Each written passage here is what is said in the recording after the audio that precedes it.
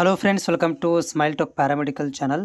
Friends, KE ವತಿಯಿಂದ ಏನು ಒಂದು ವೆರಿಫಿಕೇಷನ್ ಸ್ಲಿಪ್ ಡೌನ್ಲೋಡ್ ಆಗಿದೆ, ಅದರಲ್ಲಿ ನಮ್ಮ BSc ನರ್ಸಿಂಗ್ ಶೋ ಆಗ್ತಾ ಇಲ್ಲ, ರ್ಯಾಂಕ್ ಶೋ ಆಗ್ತಾ ಇಲ್ಲ ಅಂತ ತುಂಬ ಇಶ್ಯೂ ಆಗಿರುವಂಥದ್ದು. ಜೊತೆಗೆ SNQ ಕೋಟಾ ಏನು ಕೊಟ್ಟಿದ್ದಾರೆ ಅದರ ಬಗ್ಗೆ ಸಂಪೂರ್ಣವಾದಂಥ ಮಾಹಿತಿಯನ್ನು ಕೊಡ್ತೇನೆ. ಸೊ ಅಭ್ಯರ್ಥಿಗಳಲ್ಲಿ ಡೌಟ್ ಇರ್ಬೋದು. ನೋಡಿ, ನನಗೆ ಲೈವಲ್ಲಿ ಬಂದಾಗ ಕೂಡ ನೀವು ಕೇಳಿದರೆ SNQ ಕೋಟಾ ಅದರಲ್ಲಿ ನಮಗೇನಾಗುತ್ತೆ ಅಂಥೇಳಿ ಅದ್ರಿಗೆ, ಮತ್ತು ನಮ್ಮ CET ರ್ಯಾಂಕ್ ಒಳಗಡೆ ಯಾವುದೆಲ್ಲ ಮಿಸ್ಸಿಂಗ್ ಆಗಿದೆ, ಯಾವೆಲ್ಲ ಒಂದು ನಾವು ವೆರಿಫಿಕೇಷನ್ಸಲ್ಲಿ ಮಾಹಿತಿ ಕೊಟ್ಟಿದ್ದಾರೆ ಅನ್ನೋದ್ರ ಬಗ್ಗೆ ಸ್ವಲ್ಪ ನಿಮಗೆ ಡೀಟೇಲ್ಸನ್ನು ಕೊಡ್ತೇನೆ. ವಿಡಿಯೋ ಪೂರ್ತಿಯಾಗಿ ಕೇಳಿ ನೋಡಿ. ಜೊತೆಗೆ ಚಾನಲ್ಗೆ ಹೊಸಬರಾಗಿದ್ದರೆ ಮತ್ತು ಅದರ ಜೊತೆಗೆ ನಿಮ್ಮಲ್ಲಿ ಏನಾದರೂ ಡೌಟ್ ಇದ್ದರೆ ನನಗೆ ಕಾಮೆಂಟ್ಸ್ ಮುಖಾಂತರ ತಿಳಿಸಿ. ಸೊ ಫ್ರೆಂಡ್ಸ್, ಈ ರೀತಿಯಾಗಿ ಒಂದು ವೆರಿಫಿಕೇಷನ್ ಸ್ಲಿಪ್ ನಮ್ಮಲ್ಲಿ ಡೌನ್ಲೋಡ್ ಆಗಿದೆ. ಇಲ್ಲಿ ನಿಮಗೆ name, registration number, nationality, cost, category, ಆಮೇಲೆ ಇನ್ಕಮ್ಮು ಮತ್ತು ಯಾವ ಕ್ಲೂ ಒಳಗಡೆ ಡಾಕ್ಯುಮೆಂಟ್ ವೆರಿಫಿಕೇಷನ್ ಆಗಿದೆ ಅದು ಕೂಡ ಇದೆ. ಆಮೇಲೆ ಇನ್ನೊಂದೇನಂದರೆ ವೆರಿಫೈಡ್ 7 ಅಂತಿದೆ, ಗೊತ್ತಾ? ಅದು ಏನಂದರೆ ಸ್ಯಾಟ್ಸ್ ವೆರಿಫೈಡ್ ಅಂದರೆ ಆನ್ಲೈನ್ ಮುಖಾಂತರ ನಿಮ್ಮದು ಸ್ಟಡಿ ಸರ್ಟಿಫಿಕೇಟ್ ವೆರಿಫಿಕೇಷನ್ ಆಗಿದೆ ಅಂತ ಅರ್ಥ. ಓಕೆನಾ? ಅಂದರೆ 12th ಕ್ಲೈಮ್ 12ನೇ ತಾರೀಕು ತನಕ ನಿಮ್ದು ಏನಾಗಿದೆ ಅಂದರೆ ವೆರಿಫಿಕೇಷನ್ ಆಗಿದೆ. ಸೊ ಇವು ಕೂಡ ನೀವು ಆಮೇಲೆ ಇಲ್ಲಿ ನೋಡಿ, ನಾಟ್ ಕ್ಲೈಮ್ಡ್ ಅಂತಿದೆ. ಅಂದರೆ ಇನ್ನು ಸ್ಟಡಿ ಸರ್ಟಿಫಿಕೇಟ್ ಕನ್ನಡ ಮೀಡಿಯಮ್ಮು 0 ಕೊಟ್ಟಿದ್ದಾರೆ, ಅಲ್ಲಿ ನಾಟ್ ಕ್ಲೇಮ್ ಅಂತಿದೆ ರಿಮಾರ್ಕಲ್ಲಿ. ಆಮೇಲೆ ಏನಪ್ಪ ರೂರಲ್ಲು ಕೂಡ ನಾಟ್ ಕ್ಲೇಮ್ ಅಂತಿದೆ. ಸೊ ಇದನ್ನು ಏನು ಮಾಡಬೇಕಂದ್ರೆ ಮುಂದಿನ ದಿನಗಳಲ್ಲಿ ಅಪ್ಡೇಟ್ ಮಾಡ್ಬೋದು. ಮಾಡಿಲ್ಲ ಅಂತಂದರೆ ಮತ್ತೆ ನಿಮಗೆ ವೆರಿಫಿಕೇಷನ್ ಮಾಡಿಸ್ಬೇಕಾಗತ್ತೆ.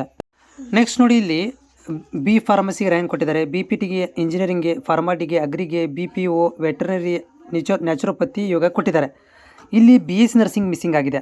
ಸೊ ಇದು ಏನಪ್ಪ ಅಂದರೆ ಇವಾಗ ಅಪ್ಗ್ರೇಡ್ ಮಾಡ್ತಾ ಇರುವಂಥದ್ದು. ಇದರಲ್ಲಿ ಮುಂದಿನ ದಿನಗಳಲ್ಲಿ ಅಥವಾ ಇನ್ನೊಂದು 2-3 ದಿನಗಳಲ್ಲಿ ಏನಾಗುತ್ತೆ ಅಂದರೆ ಇದನ್ನು ವೆರಿಫೈ ಮಾಡ್ತಾರೆ. ಇದು ವೆರಿಫೈ ಮಾಡಿ ನಿಮಗೆ BSc ನರ್ಸಿಂಗನ್ನು ಕೂಡ ಇದರಲ್ಲಿ ಆ್ಯಡ್ ಮಾಡ್ಕೊತಾರೆ. ಇದಕ್ಕೆ ನೀವು ಭಯ ಪಡುವಂಥ ಅವಶ್ಯಕತೆ ಇಲ್ಲ.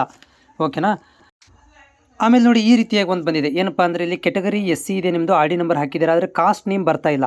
ಸೊ ಕಾಸ್ಟ್ ನೇಮ್ ಬರ್ತಾ ಇಲ್ಲ, ಇದು ಕೂಡ ಅಪ್ಡೇಟ್ ಆಗುತ್ತೆ, ಸ್ವಲ್ಪ ಕಾಲಾವಕಾಶ ತಗುತ್ತೆ. ಅದಾದಮೇಲೆ ಇನ್ನೊಂದಿದೆ ನೋಡಿರಿ, SNQS ಅಂತ ಇದೆ. ಇದರ ಅರ್ಥ ಏನು? SNQ ಅದು ಇಂಜಿನಿಯರ್ ವಿದ್ಯಾರ್ಥಿಗಳಿಗೆ ಪ್ರತಿ ವರ್ಷವೂ ಕೂಡ SNQ ಅಂದರೆ ಮೀನಿಂಗ್ ಅಂದ್ರೆ ಏನು? ಲೋ ಇನ್ಕಮ್ ಇದ್ದವರಿಗೆ SNQ ಅಂತ ಕರಿತೀವಿ. ಅಂದರೆ ಕಡಿಮೆ ಇನ್ಕಮ್ ಇದ್ದವರಿಗೆ ಕೂಡ ಫ್ರೀ ಅಡ್ಮಿಷನ್ ಅಂತೇಳಿ ಒಂದಷ್ಟು ಸೀಟ್ಗಳನ್ನು ಸರ್ಕಾರ ಕೊಡುತ್ತೆ, ಒಂದಷ್ಟು ಗೌರ್ಮೆಂಟ್ ಕಾಲೇಜುಗಳಲ್ಲಿ ಕೊಡ್ತಾ ಇದೆ. ಅದರಲ್ಲಿ ನೀವು ಎಲಿಜಿಬಿಲಿಟಿಯನ್ನು ಹೊಂದಿದ್ದೀರ ಅಂತ ಅರ್ಥ. ಸೊ ಇದು BSc ನರ್ಸಿಂಗಿಗೆ ಅಲ್ಲ, ಇದು ಇಂಜಿನಿಯರಿಂಗ್ಗೆ SNQ ಕೋಟಾ ಅಂತ ಕೊಡ್ತಾರೆ. ಆವಾಗ ಇದು ನೀವು ಎಲಿಜಿಬಲ್ ಅರ್ಹತೆಯನ್ನು ಪಡ್ಕೊಂಡಿರಿ ಅಂತ ಅರ್ಥ.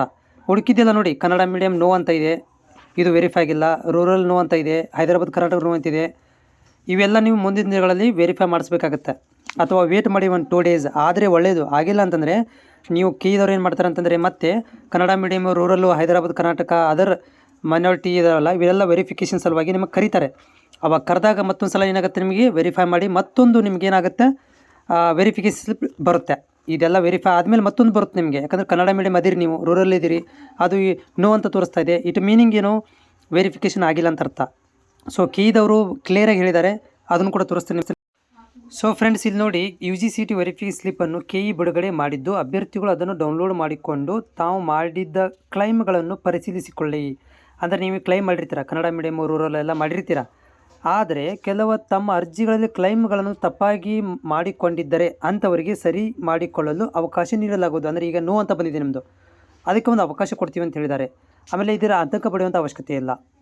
ನಾವು ಮುಂದಿನ ದಿನಗಳಲ್ಲಿ ಏನು ಮಾಡ್ತೀವಿ ಅಂತಂದರೆ ಒಂದು ದಿನಾಂಕವನ್ನು ಕೊಡ್ತೀವಿ. ನೀವು ಆ ದಿನಾಂಕದ ದಿನ ಏನು ಮಾಡಬೇಕು, KE ಆಫೀಸಿಗೆ ಬಂದು ಡಾಕ್ಯುಮೆಂಟ್ ವೆರಿಫಿಕೇಷನ್ ಮಾಡಿಸ್ಕೊಂಡು ಮತ್ತೆ ನೀವೇನು ಮಾಡ್ಬೋದು ಅಂತಂದರೆ ಕ್ಲೈಮನ್ನು ಡಿಕ್ಲೇರ್ ಮಾಡ್ಕೋಬೋದು. ಉದಾಹರಣೆಗೆ ಕನ್ನಡ ಮೀಡಿಯಮ್, ರೂರಲಲ್ಲಿ ನೋ ಅಂತ ಇದೆ, ನಿಮಗೆ ಯಾವಾಗ ಒಂದು ದಿನಾಂಕ ಕೊಡ್ತಾರೆ, ಆವಾಗ ಕೊಟ್ಟಾಗ ಅಲ್ಲಿ ಬಂದು ಡಾಕ್ಯುಮೆಂಟ್ ವೆರಿಫಿಕೇಷನ್ ಮಾಡಿಸ್ಕೊಳ್ಳೋದು. ವೆರಿಫಿಕೇಷನ್ ಮಾಡಿದ ಮೇಲೆ ಮತ್ತೆ ನೀವು ಹೊಸದಾಗಿ ಏನು ಮಾಡಬೇಕು, ವೆರಿಫಿಕೇಷನ್ ಸ್ಲಿಪ್ಪನ್ನು ಬರುತ್ತೆ ನಿಮಗೆ, ಡೌನ್ಲೋಡ್ ಮಾಡ್ಕೊಳ್ಳೋಕ್ಕೆ ಹೇಳ್ತಾರೆ, ಯಾವಾಗ ಡಾಕ್ಯುಮೆಂಟ್ ವೆರಿಫಿಕೇಷನ್ ಆದಮೇಲೆ. ಸೊ ಅಲ್ಲಿ ತನಕನೂ ಕೂಡ ನೀವೇನು ಮಾಡಬೇಕಾಗತ್ತೆ ಅಂತಂದರೆ ವೇಟ್ ಮಾಡಬೇಕು. ಯಾರಿಗೆ ನೋ ಅಂತ ಬಂದಿದೆ ಅವರು ವೇಟ್ ಮಾಡಬೇಕು ದಿನಾಂಕ ಕೊಡೋ ತನಕ.